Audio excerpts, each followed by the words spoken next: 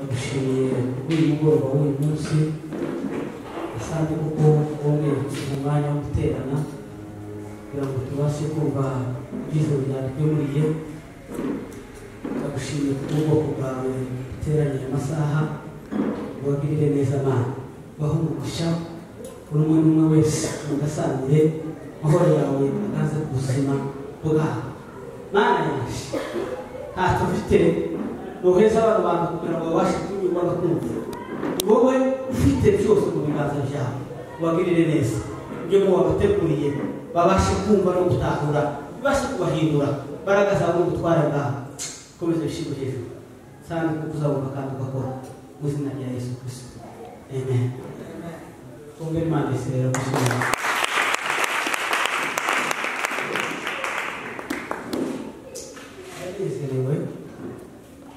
I'm rejoicing a lot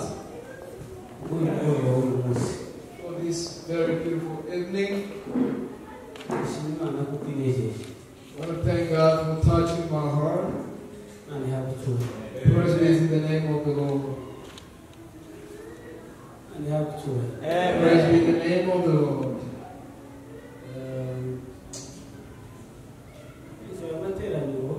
When I'm in the fellowship and you don't rejoice, it's like I have lost a lot. It's like somebody with goods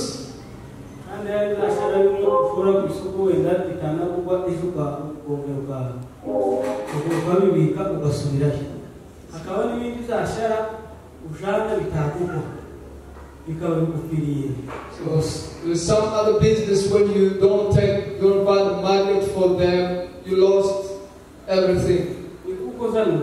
That's how I feel like. Amen, amen. Say amen. Say amen.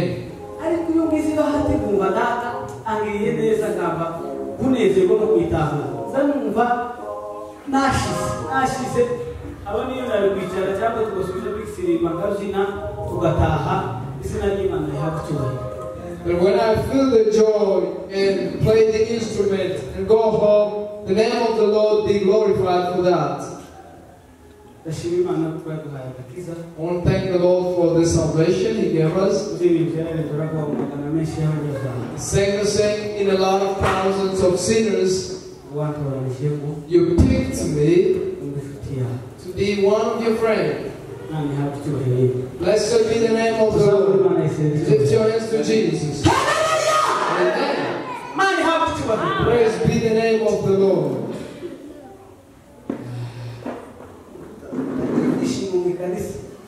A person without joy in the church.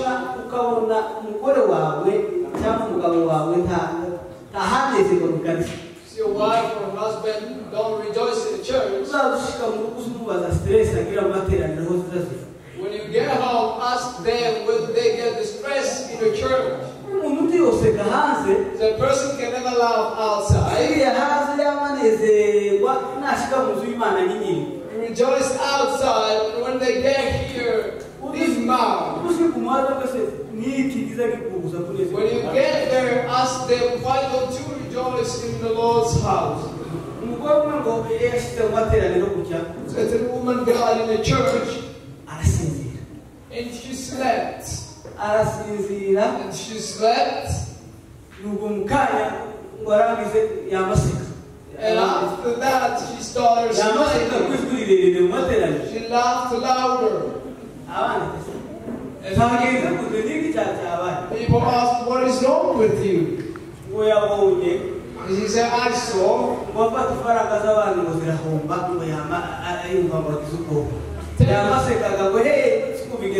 Borrowing the money of others, and she felt afraid.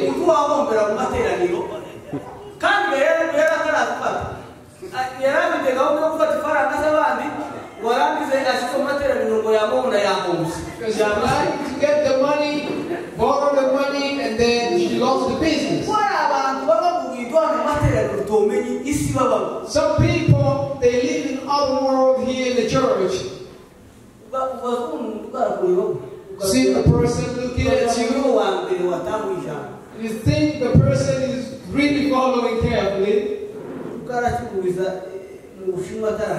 he's doing business in China when he's not even been there. A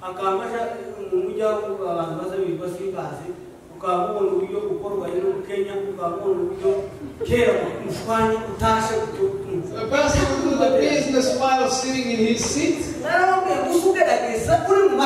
Told you whenever you are in the congregation, number yourself with the verse. Satan have thousands of strategies. If you don't face every place round about, you can finish 1 year gathering, you finish 10 years, hearing or getting nothing. Amen. Say amen.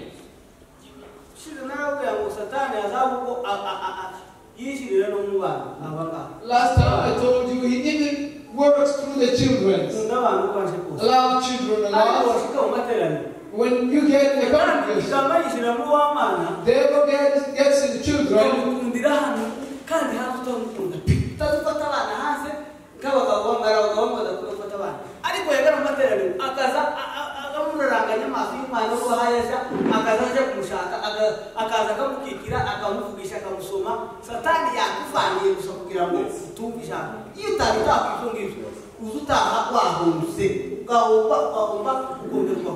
Some parents don't take good care of the children outside, then they do it here in the church.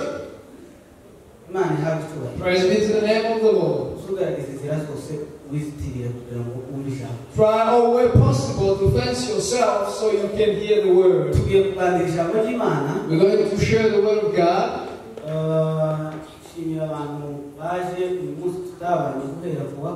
want to thank the people who came that we've never been together from Thursday. Those who were at work.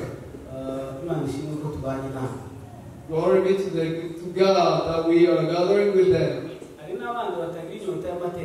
Others, they don't thirsty for gatherings. To fellowship for them means just Sunday.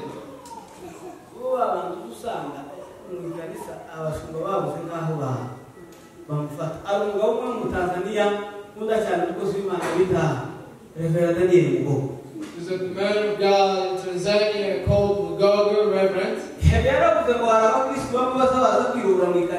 Say some members, they come to church, so they'll find a place to do their wording. Others, they come so the church will testify about them when they are dead. They don't give the titles. They are not in the choir. It's not in the list of youth. Some people are just like that. You can never even do the subscribe on YouTube channel. Don't you know that you have the channel of your church?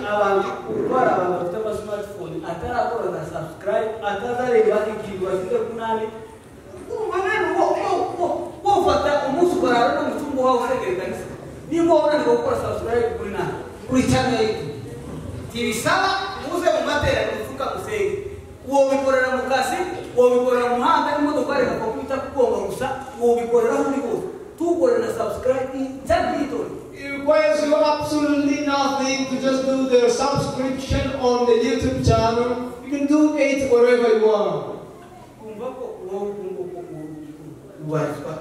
Where are you fitting exactly? I just watched your channel in the past few minutes. About few subscribers, just few of them, the entire church. There are some of the things pastors they don't need to pray for. Should the apostle pray so that you will do the subscribe? Let's be honest. To pray so you will subscribe. subscribe in your church channel? If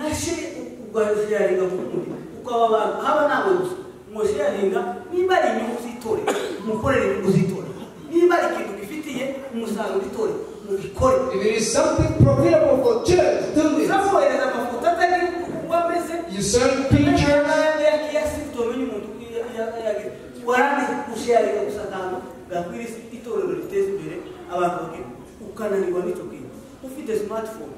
Get a smartphone. You've got a Wi-Fi here in Kenya. You gotta consider that. Well, it is something profitable to the church. Did I speak wrong? If I hurt somebody, God bless you. Let's read the word of God. Let's read in the book of Joshua. Chapter 7, verse 20. We again reading 1 Samuel, chapter 15, verse 22.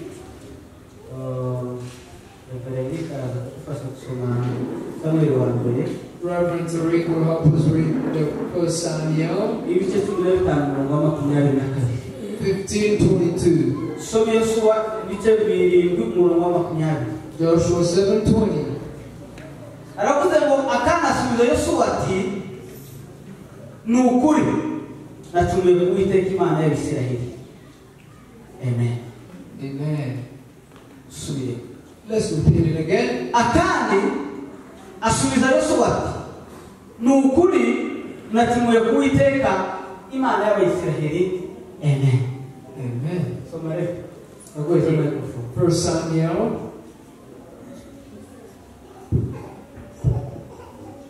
Samuel wa mbere 15:22 biravuze ngo Samuel aramusubiza ati mbese yishira ibitambo byoswa n'ibindi bitambo kuruta uko yishimira umwumviye Imana yishimira umuntu wumviye Imana ukoze ibyo ushaka bwayo. Ega kumvira kuruta ibitambo. Ega kumvira Imana ya Israeli. Biraruta izadaka n'ama Kenya ateye ubwoba. Kandi kwitonda kuruta ibinure by'amasekurume y'intama. Kandi kwitonda biruta ibinure by'amasekurume y'intama. Yewe tumwokomera ijambo ry'Imana.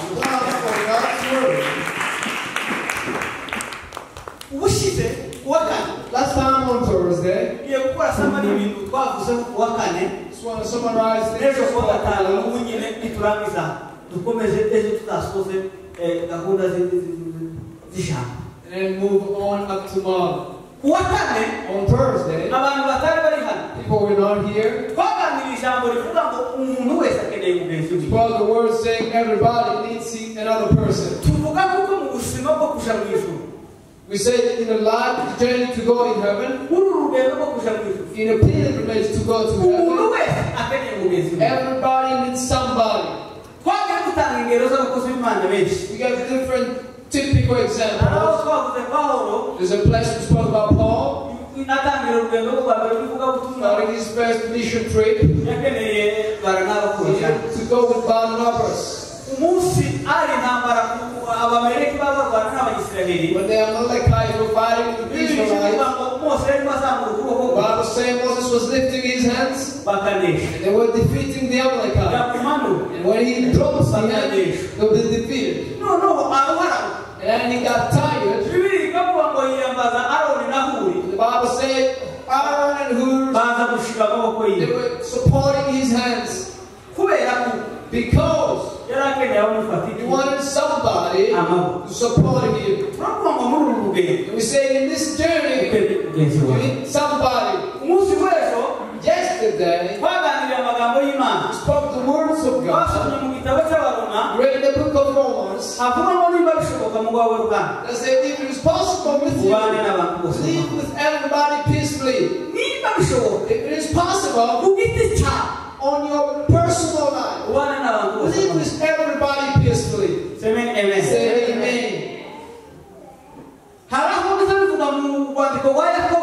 the book of James, it says the fruit of peace, the fruit of blessing, they are eaten in peace. For those who give others peace. If you want peace, if you want to feel better, if you don't want stress, live with everybody peacefully and holiness, and sanctify yourself. You don't live with other people, and you don't sanctify yourself. People that there is no kingdom of God we wait for, because the kingdom of God is one in those things and so many other good things. But it's holiness and live with others peacefully. You can never live without giving peace to others and think you will receive peace, because whatever a person does, that will come back to him. Whatever sow you see, whatever seed you sow, that's what you will reap. In order for you to live in people with peace, wherever you're living, you can be the gospel to your neighbors, and they get saved. Tonight, we got to speak this word that says, the small left, the left small one, is what is going to destroy you. The small sin that you served, that's what is going to destroy you. That is the word we're going to talk tonight. If we live thanks to Jesus. Small fault you left with, the small despised sin, that's where it is corrupted. That's what is going to destroy you. On piano, a lot of piano.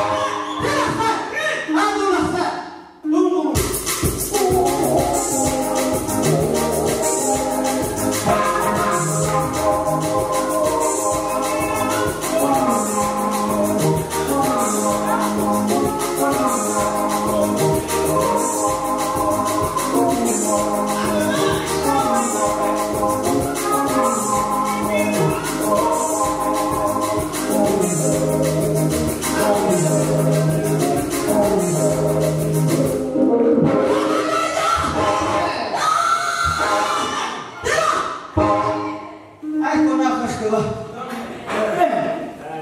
muvuge amen none basanga Imana Israel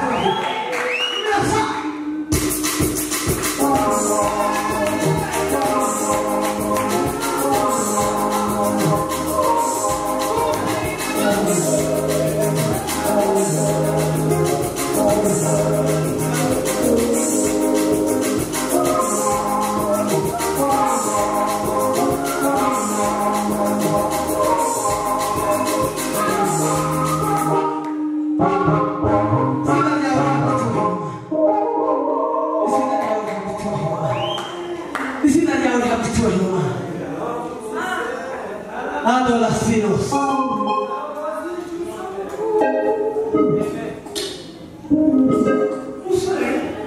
One day, I rejoiced in the Lord.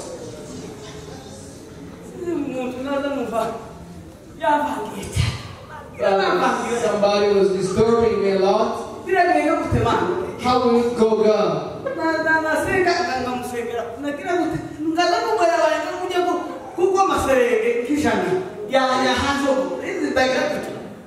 The person is becoming a burden to me. And the Holy Ghost told me something.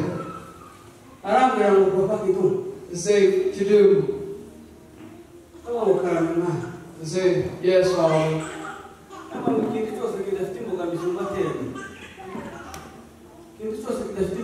Everything which has no disturbance in gathering, don't give it time.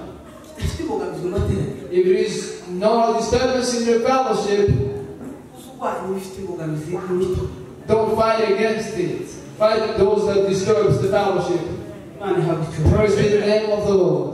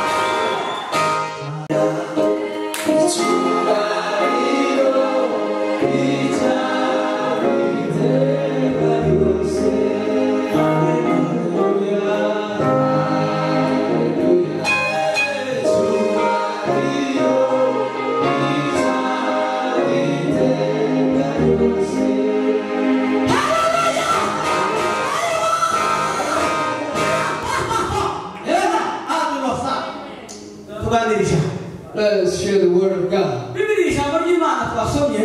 word of God we speak about.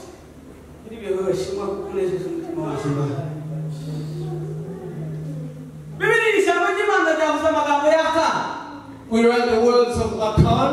Achan was in the military forces of Israel. And there God gave the task to Joshua to lead after the death of Moses. There's a word God told Joshua. He said, Joshua, this nation of Israel about to don't go to fight even one day unless you merge the weight. So everybody will go on Urim and check themselves. He who has the seed, he who has something against the Lord, leave them behind, don't go with them. And after that, the Bible word of God said Achan kupia went to steal. usomye kino gice cyose To steal. When he warangiza kupia after stealing, araza arahise he came and he steal. yamagana mu ihema And rye he went in his turn. aracukuriza aho n'amafaranga yari And yakwiye he dug for the money and the gold he had. arabiha And he kept it there. bibiliya ijambo ry'imana ryavuze The Bible, the word of God said, ko ngabo zamara imana isirayeli ituje return to Jesus. bibiliya ijambo ry'imana ryavuze The Bible, the word of God said, warangiza yosuwa yohereza ingabo kurwana ku musozi wa ayi then Joshua sent the military to fight on Ai. abagezeyo baratsindwa And they got there, they were defeated. ingabo zipfira gushira And many died. ingabo zipfira gushira And after many died, yosuwa baragenda yishishimura imyenda ye Joshua ripped his clothes off baririmbima and he cried to the Lord. baremera basaba abana He isirayeli said, Oh God of Israel, ibi ni mutwituye kwe is this what you're rewarding us ugeze for? n'aho abanzi bacu batwishima hejuru Till our enemies defeat us, ejo n'ejo bundi abanyakanani nibazumva tomorrow or after when the Canaanites will hear baba of it, bazaza badutereka they will also come to fight against ibi us. mudukorera ibi What have you done to us? imana biramusubiza God told Joshua, yosuwa Joshua, ni iki kikubabaje what is bewailing you? kureka ngo jenoside amajwi n'ibyaha kandi yakoze Don't you think I'm pleased with what I accomplished? kandi baramubwira ngo ngiye kukwereka ikibazo cyabaye God said, I gotta show you the problem. genda uhamagare imiryango yose So y'abayisirayeli call all tribes of Israel, nurangiza and after calling them, ubabwire tell them, umuntu wakoze icyaha you who did this, yihana to repent.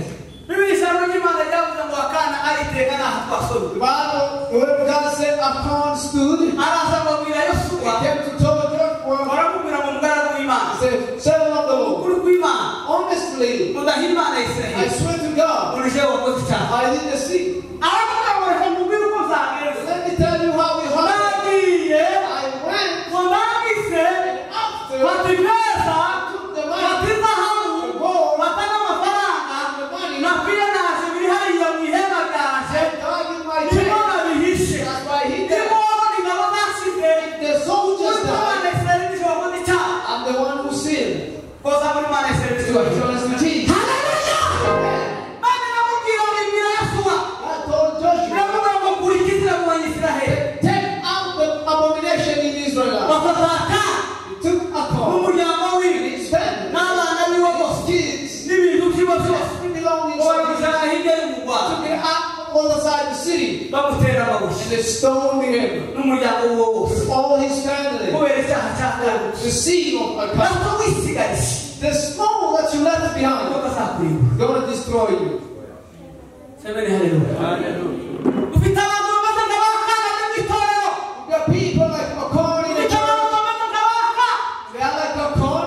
hari abantu ibyaha bimwe bagiye babisuzugura babimara imbaraga They despised it. akumva kuko gusa icyaha gikuru They feel like the arabwira grass umugozi is to be called the witch. n'ubusambanyi baba bari gukwakoza kwiyanaga muvuga ngo biba mu mawasa gusa ngo Only bizabikora just saying it is just in your mind. mbabarira kuza nifuza gusambana I just wish it, ariko sinabikora but I haven't done it. ibindi byaha Oh, I itorero see. bimasa imbaraga They don't consider it. It's not spoken kubera icyaha cya kana gusa because of the sin of cyari Achan. mu muryango we n'abana Destroyed his family. gatoya wisigarije Small that you left ngo behind gutambamye umuryango we can be a gato small wisigarije family. The gato small. wisigarije They're small. ko bitambamye itorero It is bidasezeye temple blood for your family. kubera ko God. semeni haleluya bibiri ijambo ry'imana muri zaburi In the book of Psalms, ibice 50:21 50:20, bibiliya ijambo ry'imana risa rivuga God, the word of God said, urabikora nkakureka do it and I let ukibwira you. kuko duhana And you think we ariko are the same. umunsi umwe zose But one day, uzabishyira ku murongo uko bikurikirana I expose everything online. imana yabwiye obadiya God told irabwira Obadiah, ngo obadiya so Obadiah, amaso yanjye abona hose my eyes see ngo niyo everything. watumagira hejuru bw'igisiga You get my sins like icyari evil, cyari kiyo munyenyeri and you get in the stars, aho naho uzagusanga I will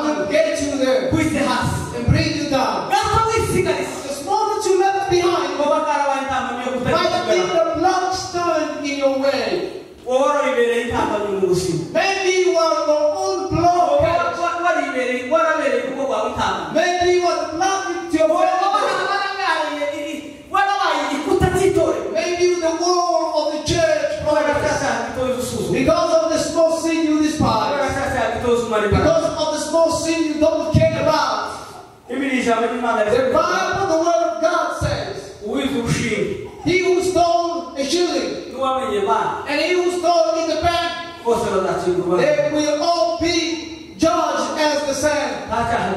There's no small sin before God's sight. They are all equal in God's sight. The Bible speaks about Ananias and Sapphira. Lift your hands to Jesus. Hallelujah.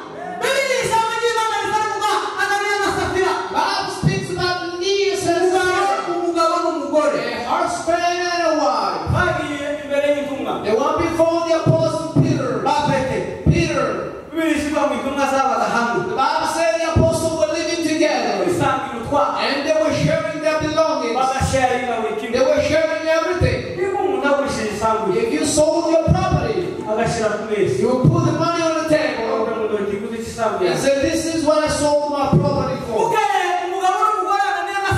So after that, Ananias and Sapphira, they thought on that.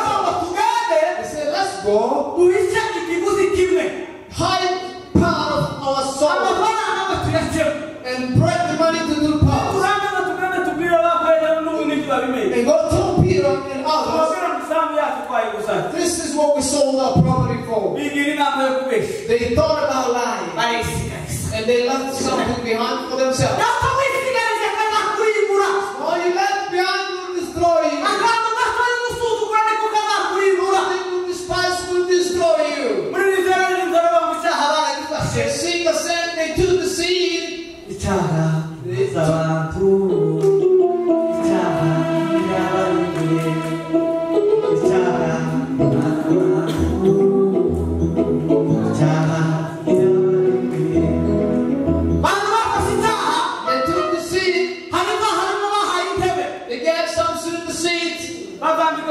And then closes with the suit and the tie, and they just anointed them.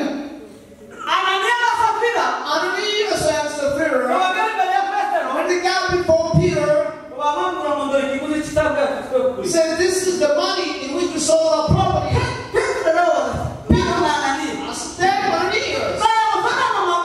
This is all the amount we sold our property. He said, that's true. This is the money. Are you speaking the truth? That is the truth. This is the money we sold the property.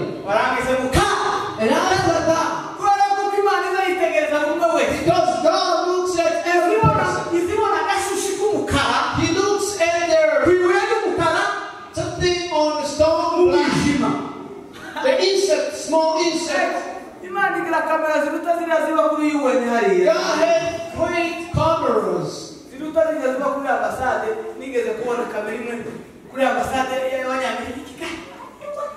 One of those on the premises.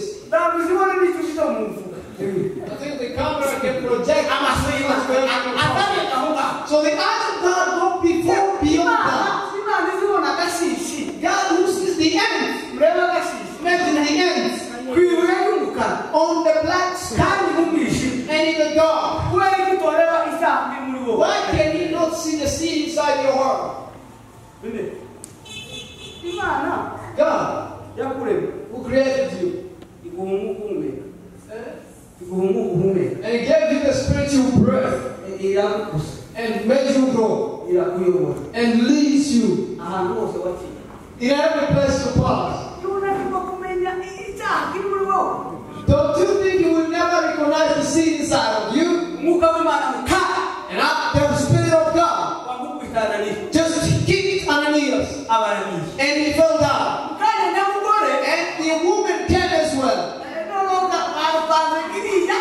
they gather plants. And they're about to do the crazy things to God. You can lie to other people, not to God.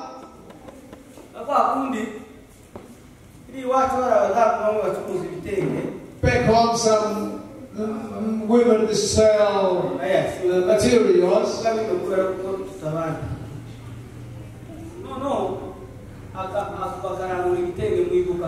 There was something in the shop like here. Uganda, it's from Congo. He's been 10 years not going to Congo.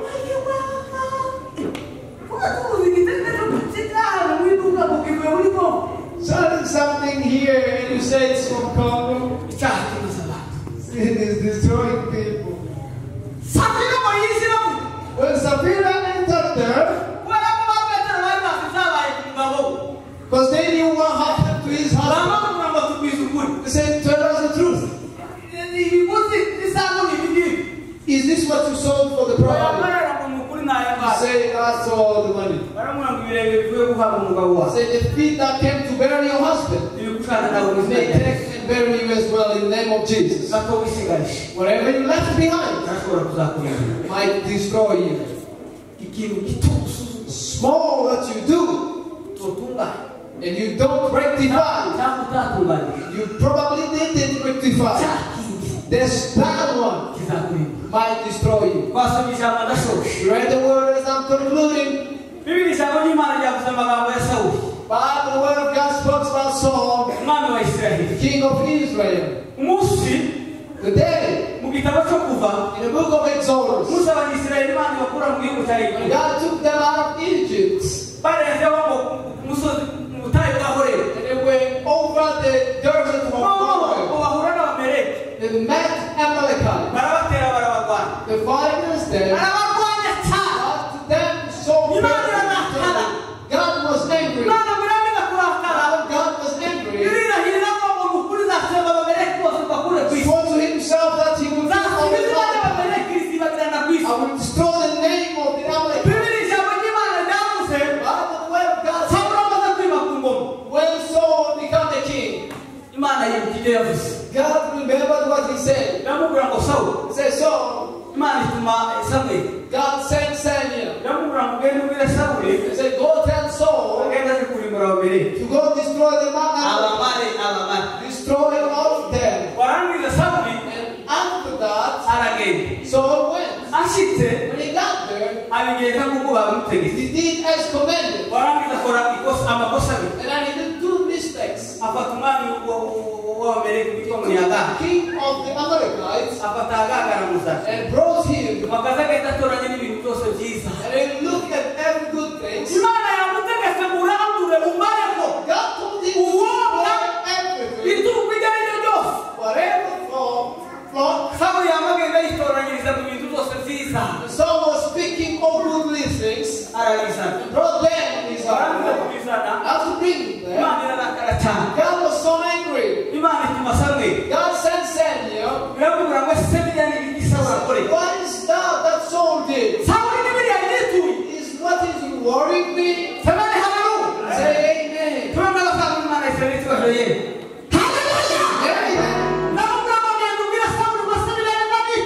Go tell Saul is what is worrying me for. And after that, so Samuel went. The noise of the sheep that I'm hearing in my ears. Where is he coming from? He said, I went. The mission that you sent me with God. Did the missions have brought the king? No. Therefore, all precious things to offer to God. That's the word we read. It's saying obeying God is better than sacrificing. Because of the king above. God said, I swear as God, you will never be a king. I'm giving it to your neighbor. That's when God eliminated the soul. He was without the presence of God. ariko imana yararimuye ubwami bwayo muri But the kingdom of God was already taken away kubera agadi gusa because of Adam. gato wisigaye Small you left behind. kuri iki ni igihe cyo kwitunganya This is the time to get rid of iki ni igihe cyo everything. gusinza ugakuraho utuntu twose This is the time to get to God. ugakuraho utuntu twose This ukigeze is the time to sanctify. ubuzima bwabaye bugufi Life is short. ejo mu gitondo Tomorrow morning, umuntu ajyanye siko buza gucamisa however we sleep, that's not how we iyo work. wabona mu mubiri uzabumva ko uri sapa You walk thinking everything is fine, ariko iherezo ryawe ryawe ni bibi but the end making of yours is nearby. tekereza ufanya ku kantu Think dying in the thing you iyo want to ibintu love right bikoze now. neza You did everything better. ugafana ku kantu Then you kazakuziza come to the thing that you love behind. Because of God, sawuli yaciwe ku ngoma Saul was no longer king of gato Israel. wisigarije Small you left behind kazakurinda might destroy you. gato ufite The small that you had uwo bari wowe bayitanga itorero might be the blocks kutagera there ku bikorwa for byiza the church not to reach progression and iki ni igihe development. cyo kwitunganya This is the time to get rid of iki ni every igihe cyo ungodly kwiyeza things. cyo kwiyeza This is time of sanctification. ijambo ry'imana ritugana When the word